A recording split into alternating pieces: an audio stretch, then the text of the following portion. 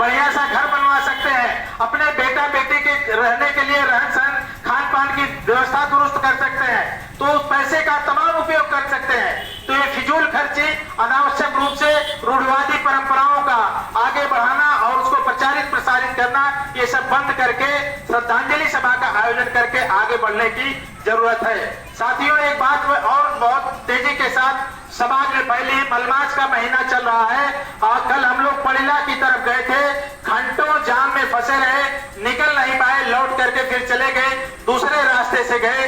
इसके बारे में मैं बताना चाहता हूँ, हमारे कुर्मी समाज के लोग बहुत ज्यादा डीजे बाजा लेकर के सिकंदरा जाते हैं, पड़िला जाते हैं, निशान चढ़ाते हैं, और जब अपने बच्चे को पढ़ाने की बात आती है और 25-50 हजार रुपया एडमिशन कराने की बात आती है तो पैसा घर से नहीं निकलता, लेकिन लाखों रुपए खर्च करके 2-2 डीजे लेके जा करके पड़िला और सिकंदरा में निशान चढ़ाने जरूर जाते हैं।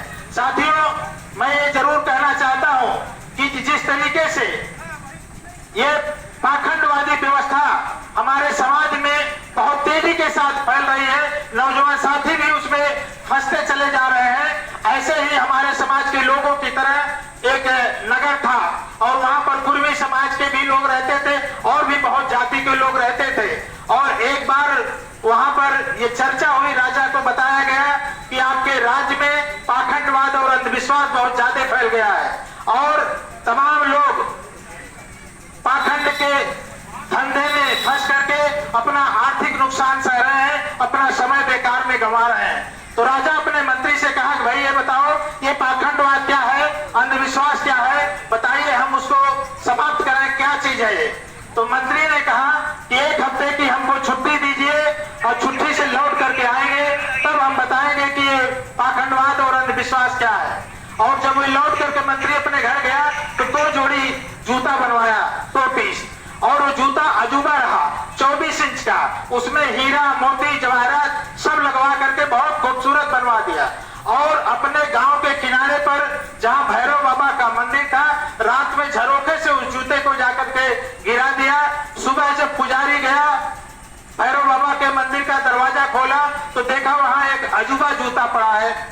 तो उसने कहा कि आज निश्चित रूप से भैरव बाबा रात में आए होंगे और भूल करके अपना एक जूता छोड़ करके चले गए। और इस बात की जानकारी उसने पूरे गांव में दिया। तमाम गांव के लोग इस बात को लेकर के चल पड़े मनौती मानने के लिए, प्रसाद चढ़ाने के लिए कि भैरव बाबा का जूता वहां छूटा है, भैरव बाबा इस मंदिर में आए थे, हम जूते को देख करके मनौती मानेंगे तो निश्चित रूप से हमारी कामना पूरी होगी। और गांव के लोग चल दिए, पंडित का तिजोरी भरने लगा, खजाना भरने लगा। तो उसने सोचा कि इतनी भीड़ जब गांव से आ रही है, लोग इतना मनौती मान रहे हैं, चढ़ावा चढ़ा रहे हैं, तो हम लोग लौट करके पूरे नगर में इसको सजा करके रथ पर जूते को घुमाए तो और हमारा इनकम हो सकता है। और रथ बनवा करके उस पर खोपड़िया से माला फूल सजा करके उस जूते को पूरे नगर में घुमाया। इस बात की जानकारी जब राजा को हुई तो राजा ने कहा कि जरा इधर भी हमारे मोहल्ले में, हमारे घर के पास भी ले आओ, जरा हम भी देखें कि कैसा ये राजा जूता है भैरव बाबा का अजूबा जूता। तो पुजारी ले गया उनके महल में भी, और जब महल में ले गया तो राजा साहब सिंहासन से उतर करके आए और उस जूते को छू करके प्रणाम किया।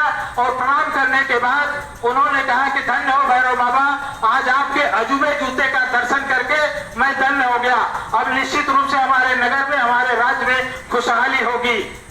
तब मंत्री ने कहा कि महाराज क्षमा करिएगा, यही अंधविश्वास है, यही पाखंड है कि बिना जाने समझे आप और लोगों की तरह देख करके जूते को प्रणाम कर रहे हैं। ये जूता भैरव बाबा का नहीं है, हमने इस जूते को बनवाया था और एक जूता उस मंदिर के झरोखे से डाल दिया था और इसी जूते को पुजारी पूरे नगर में घुमा करके पैसा कमा रहा है।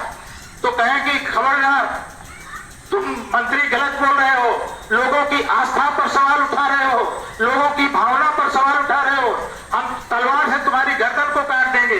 तो उसने कहा कि साहब एक जूता इसका मेरे पास भी है, आप मिला लीजिए दोनों जूतों को, अगर कोई अंतर हो जाएगा तो आप मेरी गर्दन काट दीजिएगा, नहीं तो आप स्वीकार करिएगा कि यही अंधविश्वास है, यही पाखंड है। और वो जूता दूसरा वाला लाया मंत्री और भैरव बाबा के जूते से मिलाया और मिला करके कहा कि देखिए इन दोनों जूतों को, इसमें कोई अंतर है। तो राजा साहब बड़ा शर्मिंदा हुए और माने कि धर्म, हमारे यहाँ धर्म के नाम पर अंधविश्वास और पाखंडवाद को बहुत बढ़ावा दिया जा रहा है। और इसी तरीके से एक घटना की चर्चा मैं और करना चाहूंगा।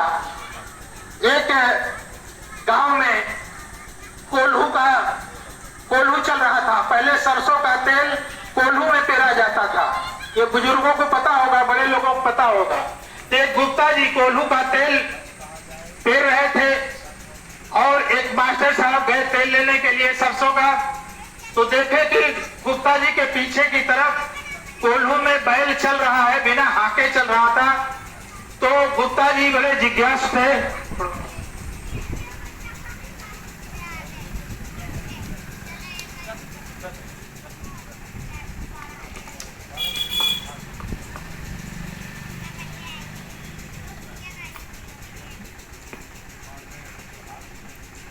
मास्टर साहब ने गुप्ता जी से पूछा कि गुप्ता जी, आप इस बैल को हाँक नहीं रहे हैं और कोल्हू में बैल बिना हाके चल रहा है, ये कैसे चल रहा है? तो गुप्ता जी मखौल उड़ाते हुए मास्टर साहब का कहे कि आपको नहीं पता है ये कैसे चल रहा है। इस बैल के दोनों आंख में हमने पट्टी लगा दिया है, ये बिना देखे चल रहा है, इसको पता नहीं है कि हमारे पीछे कोई चल रहा है कि नहीं चल रहा है, ये अपने से ही चलता रहेगा। तो मास्टर साहब ने दूसरा प्रश्न किया कि अगर ये बैल खड़ा हो जाए तब आपको कैसे पता चलेगा? तो उन्होंने कहा कि हम इस बैल के गले में घंटी बांध दिए हैं, जब ये बैल चलता है तो टन टन की आवाज घंटी से आती रहती है और हमें पता चलता रहता है।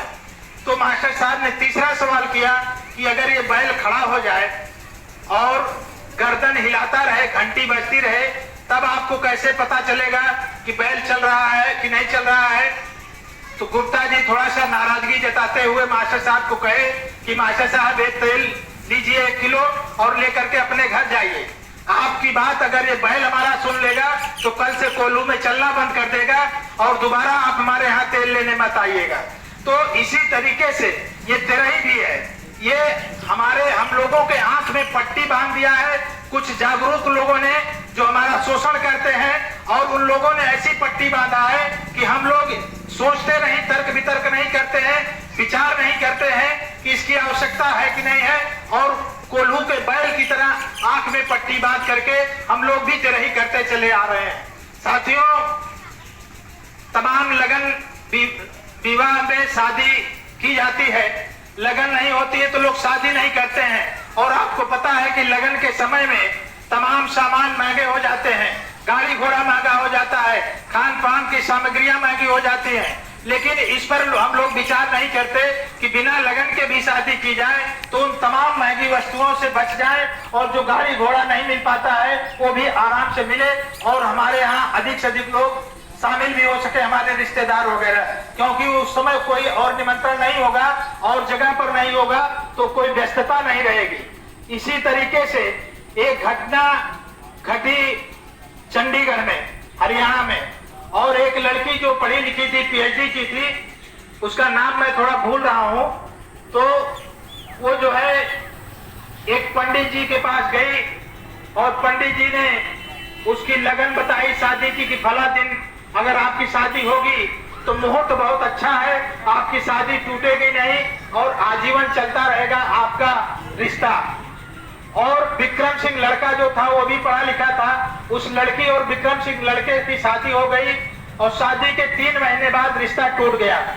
जब रिश्ता टूट गया तो लड़की उस पंडित के पास गई और कही कि आपने हमसे 11,000 रुपया दक्षिणा लिया था और ये कहा था कि आपकी शादी टूटेगी नहीं, तो बताइए हमारी शादी तो 3 महीने में ही टूट गई, कैसे गलत आपने बताया था, हम आपके ऊपर केस करेंगे। तो पंडित मखौल उड़ाते हुए कहा कि जाओ केस कर दो, कहीं कोई केस नहीं बनेगा, हमारे ऊपर कोई रिपोर्ट दर्ज नहीं होगी। जब वो लड़की गई थाने पर, दरोगा जी से कहा कि हमारे साथ इस तरीके की विश्वासघात हुआ है, धोखा हुआ है, आप हमारी रिपोर्ट दर्ज करिए ब्रह्मदत्त पंडित के खिलाफ। तो दरोगा भी हंसा और कहा कि तुम पहली ऐसी लड़की आई हो इस तरीके के FIR दर्ज कराने के लिए, इस तरह के मामलों में FIR दर्ज नहीं होती। वो लड़की वहां से गई और कही कि मैं FIR एक दिन जरूर दर्ज कराऊंगी। कोर्ट चली गई और कोर्ट से जज ने आदेश किया पंडित के ऊपर, जिसने 11,000 रुपया दक्षिणा लिया था, और वही दरोगा जो FIR दर्ज करने से मना किया था, FIR दर्ज किया और उस ब्रह्मदत्त पंडित को, शर्मा को जेल में डाल दिया गिरफ्तार करके। ये घटना पूरे देश की पहली घटना है। आप लोगों के यहाँ भी है। अगर छोड़ छड़ौती हो जाती है, लगन में आप शादी करते हैं, पंडित से विचरवा करके शादी करते हैं, तो छोड़ छड़ौती नहीं होना चाहिए। कोई पति या कोई पत्नी की देहांत नहीं होना चाहिए। क्यों? अगर छोड़ छड़ौती हो जाती है तो निश्चित रूप से लगन सही नहीं बताया होगा, लेकिन हम लोग FIR दर्ज कराने नहीं